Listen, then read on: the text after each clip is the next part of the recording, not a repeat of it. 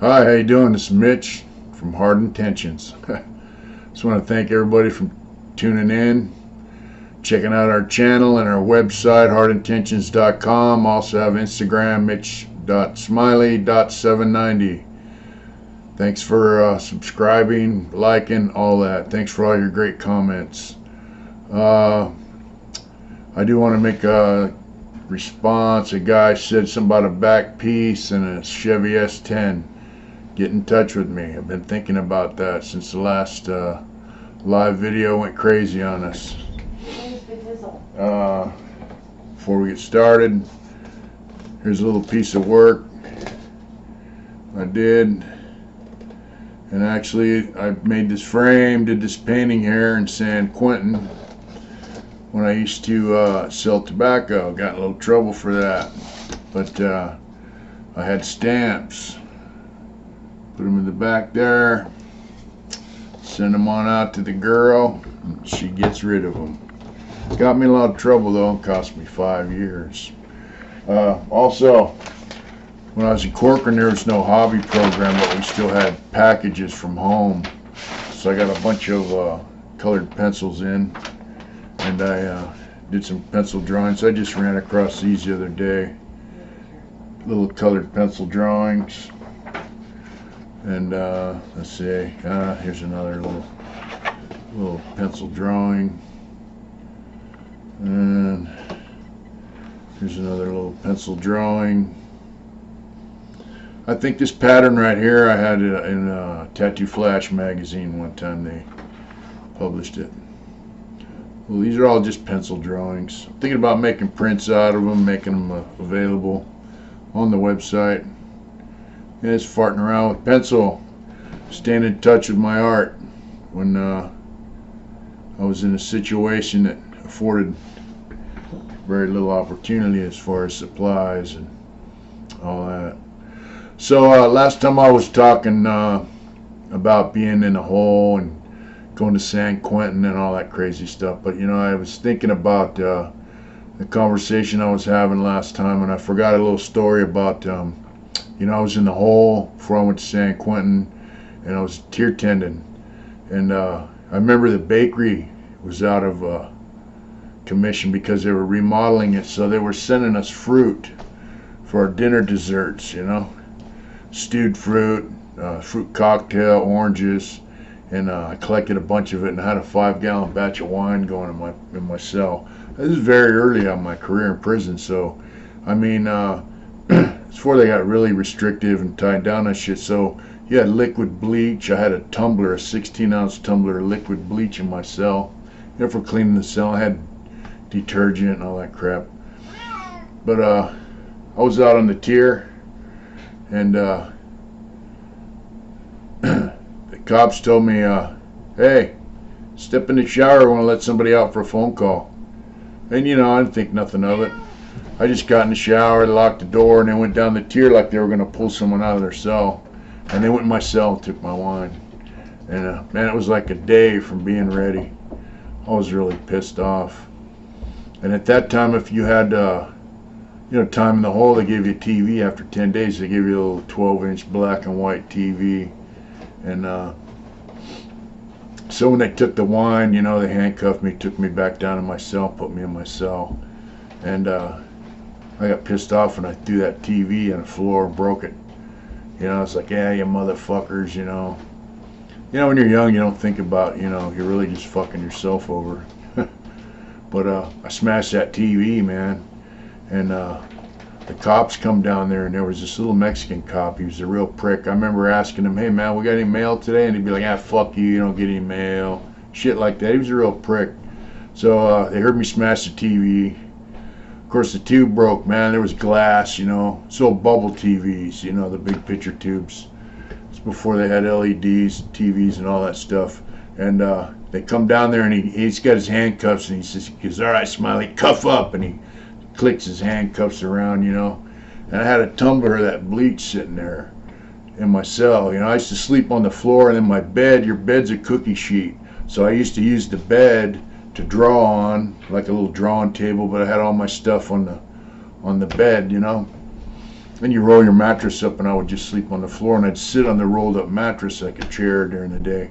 So anyway, the tumbler of bleach was just sitting right there, and I just reacted, man. I think I was 19 at the time, and I just grabbed that bleach and I threw it in his face. I told him, man, fuck you, punk, you know.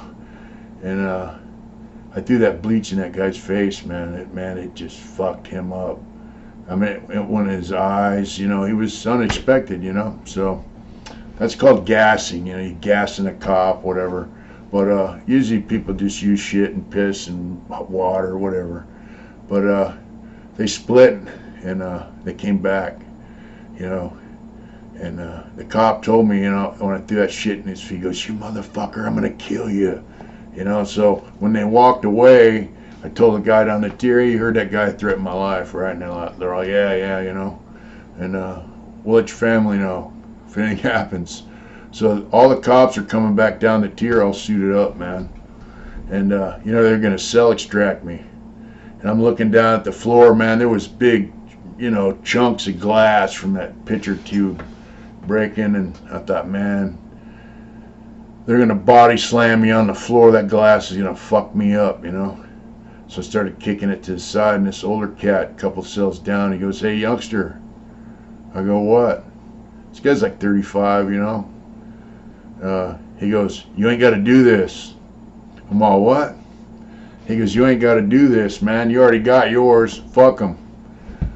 I go, "You sure?" He goes, "Yeah."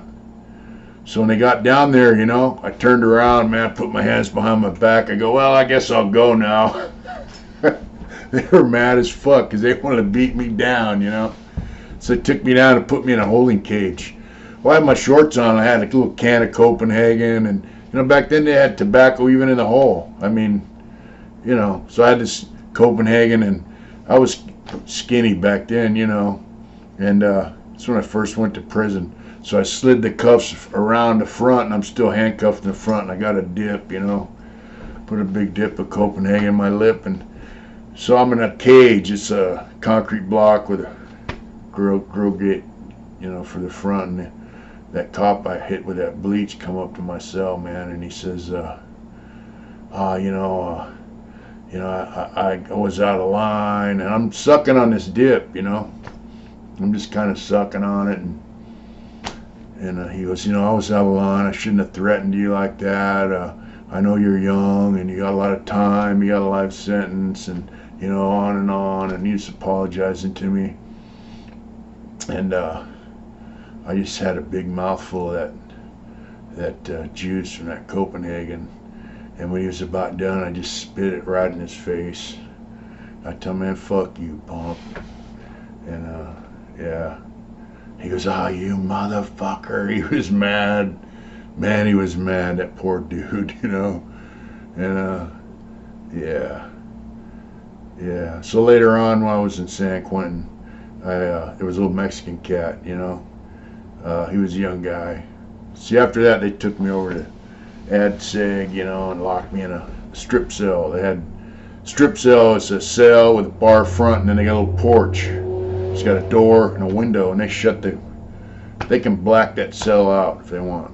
You know, they shut the door over the window, and then you're fucked, and turn your electricity off. You got no light. Anyway, I went up to San Quentin from there, and years later, I remember, you know, this guy goes, "Hey, man, they were gonna bring you back, man." They told me they offered this guy a radio and a bunch of canteen, and you know, let him out on the tier as a tier tender, and they said, "Hey, we'll bring that guy back." They wanted him to stab me. He told me, "Man, fuck you. I ain't doing that," you know. But I thought, man, that's when I snapped, man. These guys are fucking dirty, you know. So when I got to San Quentin, I went to my first committee, and there was this red-faced dude in there, program administrator, Tabash, and he's reading my file, and he goes, "If you ever, you know, assault one of my officers here," he goes, "I'm going to take you over to animal control, well, AC, the adjustment center." And he goes, "I'm going to put you on a tier where you don't belong, and I'm going to have the bar dropped on you." You know, they have a bar drops, you know, and the cell doors can open if the bar's dropped, but or if it's open. And I said, yeah, I got you. He's like, you got me, you understand me? I said, I got you. You know, but he wasn't just, it was a statement more than a threat. You know, you fuck around with my staff here and you're going to pay, you know, maybe with your life, you know. So, yeah, it's not something I'm real proud of, but it's, you know, shit that went on, man, when you're young, stupid, you know. That's how things went, you know. San Quentin, it was a little different. I did fuck with the cops there a little bit here and there, and it got me in a lot of trouble, you know. It extended my shoe term from 2 years to 4 years. I ended up doing like 4.5 years in a hole. I remember when I was there in San Quentin, I was in the third tier, and they have a gun rail right across from the third tier, and they have one up top in between 4 and 5. The unit I was in, and there was this black cop they called Edie on me, and he was a little short, kind of fat guy, and I mean the sole of his boot would flap when he walked, and he worked the night shift, you know, which was no activity because everybody's locked up at night. There's not a lot of movement, and he'd park his little chair, you know, nod out, man, with his shotgun, you know. But it was raining one time, and he would come in. You know, now all those windows are sealed up, but they had wooden windows there, and he'd park his jacket in the window and then go, you know, throughout the day. So I got a bottle, man, a squirt bottle, and I remember filling it up with water and just squirting it across. I squirted his jacket with water for about 2-3 hours, and that thing was just dripping, soaking wet. At the end of the shift, he walked down there, you know, and he's all cool, waiting to go home, and he got his jacket. He picked his jacket up off the window ledge there, and he wrung it out. He looked over at me like, "You son of a bitch." Yeah, but he smiled, you know, he grinned. Yeah, that dude, man, guys would throw shit at him, and he'd come down off that gun rail at the end of his shift and fill up a mop bucket full of water and come toss it on him, you know. I mean, it was kind of comical for both sides, I guess, you know, at that time. But, yeah, San Quentin was quite a place, man. You know, I remember getting there, and the San Quentin newspaper used to be published every week. And, you know, I went in the cell. There was a newspaper there. It had, you know, stabbing, shots fired, and all these articles. And they had one article about this guy had... somebody ran up in this dude's cell and beat him with a hammer and stabbed him, killed him, you know. It was a pretty lengthy article on that. And I mean, this is first thing I'm reading, first day in San Quentin. And I thought, man, what kind of fucking place is this, you know? And it was, you know, people can be tough guy all they want, man, but that kind of shit's spooky and it's scary. Whether you're Doesn't matter how tough you are, that shit's kind of frightening. At the time, I thought, man, you know, this is... Later on, I met the guys who did it. They've passed away since then, but, you know, there was another case, man, where somebody ran in this dope fiend's pad and stabbed him up, killed him. And I remember guys were, like, spreading around, hey, this dude, you know, he's dead, you know, and guys are like, well, man, that dude owed me money, you know. They ran up in his cell, took his TV. Someone else ran up in there, ransacked, took his radio and shit, you know, whatever. You know, guys went in there, it's just like one after another. Took cigarettes, coffee. I mean, they just stripped his cell out of everything that was of any value because he owed a lot of dudes money, you know. So here's this guy laying there dead, blood all over the fucking place, and they're tracking footprints of blood up and down the tier, going in and out of the cell, carrying his shit out of his cell while the guy's laying there dead, you know. I mean, that's the kind of environment that I lived in, you know. But, you know, people try to act like that's normal shit, and it's not. But what are you going to do? I mean, you got a life sentence, and that's the environment you live in. And, you know, you might be hanging out associating with some of the guys doing that stuff. You know, you could be standing on the yard in any prison with, you know, 3 or 4 guys standing around smoking cigarettes and drinking coffee and bullshitting, lifting weights. And maybe one of them guys just got out of the shoe for a stabbing or a murder, you know. that's just the environment you lived in, man. And after a while, it just became normal, you know. Uh, yeah. So I was lucky, you know. Later on, you know, when I tried to get out of the hole there, I tried to transfer to Soledad, tried to transfer to Tracy, and they're like, hey, fuck that. They don't want you here. I mean, I stacked up quite a bit of points, quite a few write-ups for stupid shit, you know. Um, so it was hard for me to get out of the hole. I remember too when I was in San Quentin, man, these dudes, you know, guys had long hair back then. There was no skinhead stuff or that yet. And these guys had these big, long ponytails, you know, braided up nice and tight. And I was like, man, you know. So what they would do is they'd braid a knife up in their ponytail. Because when you go to the yard, you're handcuffed behind your back. You get in your boxers and your shower shoes or your tennis shoes, whatever. And they run a metal detector wand over your butt, have you bend over. Then they wand your feet, you know. Well, these guys would just braid knives up in their ponytails and take them on out the yard whenever somebody needed to be stabbed, you know. And that lasted, you know, 4 or 5 times, and then somebody told, you know. So they wanded some guy's ponytail and busted him with a big old knife in it. And that was the end of that. So you see all that convict code shit. There's only, you know, back then it was group yard. If you're in the shoe, you had group yards. And now it's all walk-along cages. But so here all these dudes are, they're in the hole, you know, tough guys, right? Mostly for violence and shit. But here's a foolproof way to get a knife out the yard and stab people up. And guess what? One of them tough guys told, because they didn't have a clue what was going on, you know. Yeah, people told, even back then. The thing is, back then it was hard to figure out who was telling, who was giving up information. Nowadays it's just a common thing. I mean, it's just like, them kids would be like, yeah, this dude's a rat, that dude's a rat, and I'm like, what the fuck, man, you know? I mean, if it's that blatant, what the hell?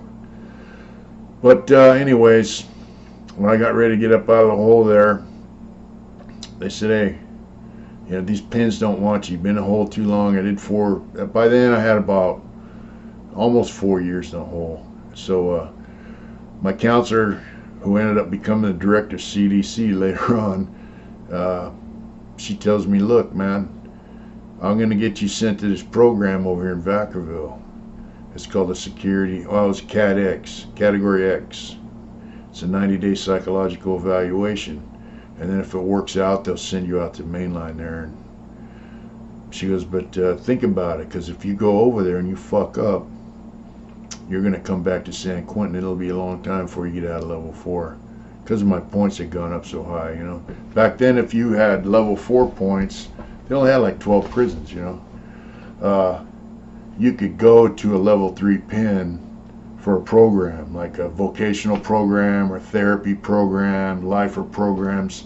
That's how people got overrides to go to different prisons. So she goes, you know, think about it, because if you go over there and fuck up, you're not going to get another chance like this. So about a week later, I told her, hey, run it, you know, go ahead and do that. And I sat in the cell and I just decided, you know, I'm over this shit, you know. And also I decided, you know what, yeah, I was into driving iron a little bit, but I started driving iron more. I said, you know what, from now on, I'm just going to fuck people up. If I get shit, because you got shot for fighting, but I thought, you know what, if I get strong enough with the iron, I could hit somebody in the face and crush their face. Fuck stabbing them, you know. I'm going to start programming. And, you know, it took me a long time to really start programming. But when I made the decision to go to that program, that's what my thing was, you know, fuck it, I can deal with it. So I got transferred over there to Vacaville. I was in the Willis unit for about 6 months, and they sent me out to mainline there for a Category V program, which was called a Security Housing Decompression Unit. And there were a lot of cool dudes in there. Guy who's out now, who's a good friend of mine, was there. You know, he's in a motorcycle club, and he was there. There was some guys from Oakland there that were pretty cool. And there was a lot of guys that had been down for a while, guys that were in a pretty bad prison situations, and there they were, and they're like, hey, youngster, it's cool here, it's program here. They had hobby there, the yard was wide open, the food was great, and we had access to all kinds of shit there, and kind of blew my mind, you know. But I was still fuck up, you know. I was still young. I mean, that was what, 84. I got out there to that main line, so I was about 23 years old, and still full of shit. Now, once you live around all that killing and stabbing and all that madness, it's kind of, you know, you get paranoid, you know. I used to tell them youngsters later on when they would try to tell a guy how to fucking live, I said, look, man, you don't want to make me paranoid. You know, that's the last thing you want to do. But anyways, coming out of that environment, I mean, it's just 24-hour stress, man. When you're in a fucking level 4 prison like that, when they pop the doors in the morning, your asshole's tight and you don't relax until the door's locked at the end of the day and you're laying in your rack. Made it through another day. It was stressful. And that does a lot. It really fucks you up, man. It makes it hard to, you know, function. Because your whole focus is just, you know, I'm going to go out and stay alive today. You know, you're going to watch your back, you're going to watch your surroundings, you're going to analyze each contact you have with people, you know, your conversations with people, what they're saying to you, who's moving around you. I mean, you're just hyper vigilant, man, all the time. So going out to that really loose environment, man, I mean, dude, you know, I got out on a Friday night, man, and there were guys, you know, I walked down the hallway in the building I lived in, all the doors were wide open, and there's like 5, 6 dudes in a cell smoking weed, drinking wine. It was just off the hook, man. And, you know, I was paranoid. You know, I was like, man, what kind of fucking shit is this? It took a while to loosen up, and my friend, the guy I told you was in a motorcycle club, I started tattooing on him, and you know, it's the other guy's kind of like, hey, youngster, what do you want to do? You want to raise hell and fuck up and go back to the hole? Or you want to just kick back and party and be comfortable? Maybe get out of prison someday. And I told him, you know, well, that sounds like what I want to do, right? And they taught me how to do it. So they had a hobby shop there. I got into vocational milling cabinet, started doing woodwork, and then I started working in a hobby shop, doing woodwork in a hobby shop. It was cool, and I started focusing a lot on my artwork there, mostly tattooing and drawing at that time. But you know, even though that was a pretty kickback prison, I was there a few years, man. They had about 10 or 15 murders when I was there. There was a lot of violence there, you know, but when there was, it was usually a killing. You know, one dude, Eddie Earl, they killed. The guys killed him. They ended up telling on each other right away, but you know, they got in a little problem where they had to get themselves out of debt, and that's how they did it. They ended up whacking some dude. But yeah, I remember that particular case. They went in, one of the units was all dorms. So the first dorm by the door had a great big, it was a big dorm. It had its own bathroom, you know, no cops around. So this guy that they whacked, he was a fucking rat motherfucker. He used to come up to me all the time, hey brother, how you doing? And I knew all about the dude, but he didn't know a whole lot about me. And at the time, you know, I was partying, selling dope, all this other shit, and living with my friend Dennis, who's passed away.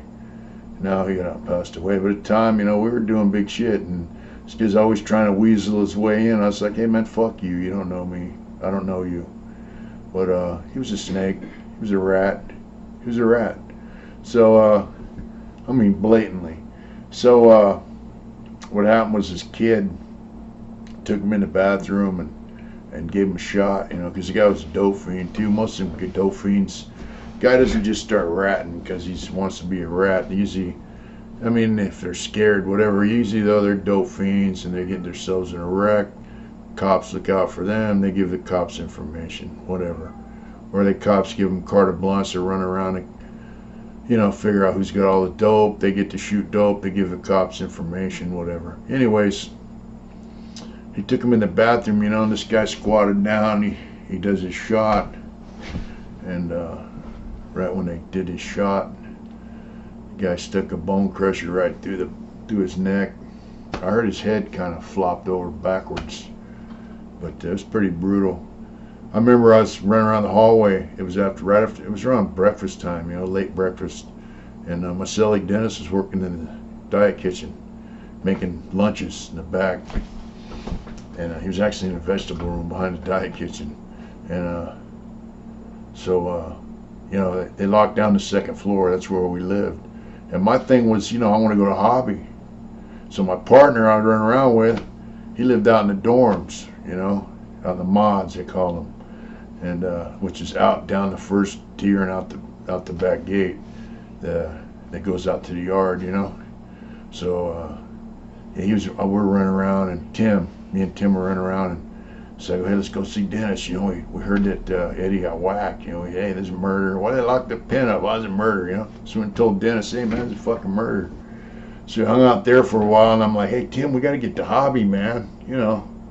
So that just shows you the mentality. Even though that was a pretty kickback pen, all of us have been in fucked up places where stabbings and murders are pretty commonplace. So here he is. This guy just got whacked, and all we're concerned about it with is getting to the hobby shop so we can do our stuff, you know.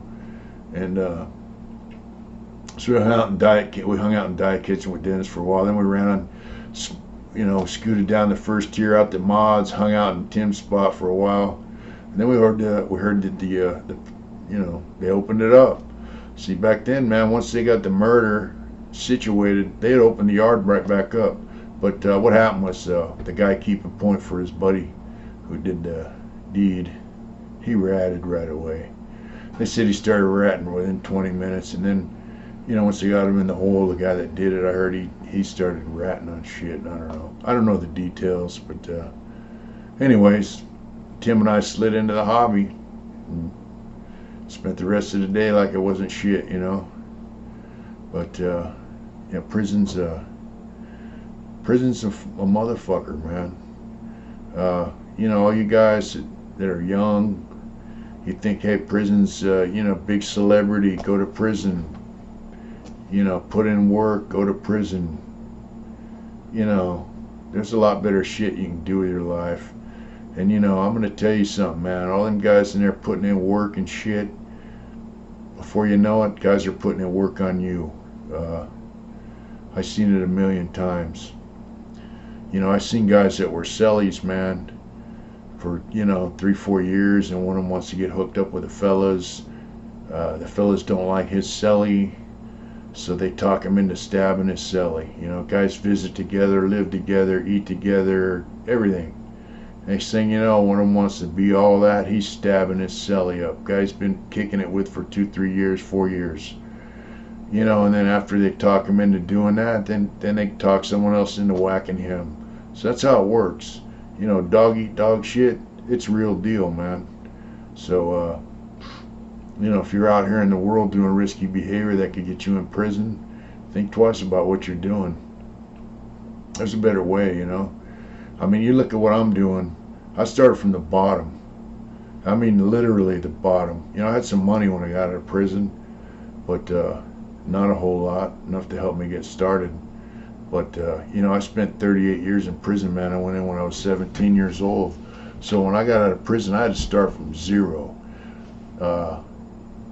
I'm not doing great. I got a fucking 1992 GMC truck.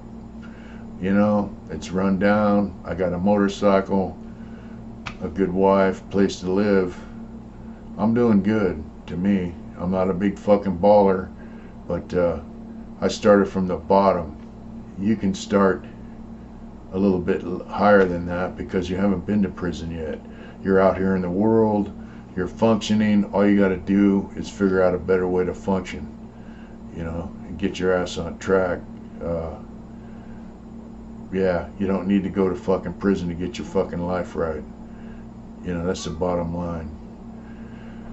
Well, anyways, I'm going to wrap it up. I think I'm going to have a couple interviews tomorrow. A couple guys I knew in prison. Rhino, and Mike, hopefully. Mike was actually a friend of mine, Sally, at one point. We were in a couple different prisons together. And then Rhino, he did 40 years or so, maybe more. Friend of mine for many years in many different prisons. Once again, I want to thank everybody for watching. I hope you guys are doing well out here in the world. And the guy with the S10 that wants his back done, contact me. Let me know what you need and where you're located, because if you're local or even close by, we can hook something up. Hey, thanks for watching. You guys that got our t-shirts and our art and all that stuff, man, I'm really grateful. You guys have a wonderful day, and take care of yourselves. By the way, I'm almost done with this. That's right. Maybe I can do some Bob Ross stuff for you in the future, folks. Have a great day, and thank you all very much.